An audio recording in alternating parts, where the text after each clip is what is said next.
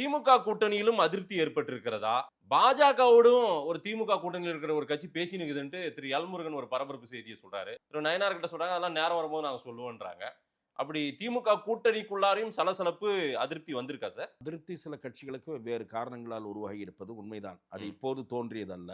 கடந்த சில மாதங்களாகவே அந்த அதிருப்தி என்பது அந்த கூட்டணிக்குள் இருக்கிறது. அண்மையில திரு முருகன் அவர்கள் அளித்திருக்கிற பேட்டி என்பது ஒரு கொளுத்தி போடுகிற ரகம்தான். சரி, அது கொஞ்ச நேரம் எவ்வளவு நேரம் புகையுதோ பத்திக்குதோ பார்ப்போமே அப்படின்ற ரகம் தானே தவிர, அதிருப்தி என்று சொன்னால் திராவிட முன்னேற்ற கழக கூட்டணியில் ஒரு கட்சி எங்களோடு வரக்கூடிய வாய்ப்பு இருக்கிறது என்று திரு முருகன் அவர்கள் குறிப்பிடுவது அநேகமாக மறுமலர்ச்சி திராவிட முன்னேற்ற கழகத்தை பற்றி என்று நான் நினைக்கிறேன். ஏனென்று சொன்னால் அவர் என்ன சொன்னார், ஏற்கனவே எங்களோடு தொடர்பில் இருந்தவர் என்று சொல்லியிருக்கிறார். வாஜ்பாய் அமைச்சரவையில் மதிமுகவை சேர்ந்த 2 பேர் இடம்பெற்றிருந்தார்கள்.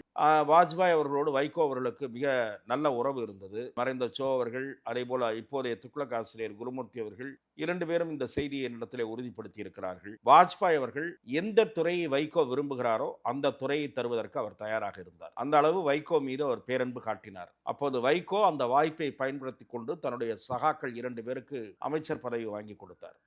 ஆகவே வைகோ பாஜகவோடு மிக நெருக்கமாக இருந்தது ஒரு காலம். அவர் பின்னாளிலே மோடியோடு ஏற்பட்ட பிணக்கு என்பது கூட இலங்கை தமிழர் விவகாரத்தில் ஏற்பட்ட பிணக்கு அது. அதன் காரணமாகவே அவர் மீண்டும் பாஜக பக்கம் போவாரா என்பதில் எனக்கு சந்தேகம் இருக்கு.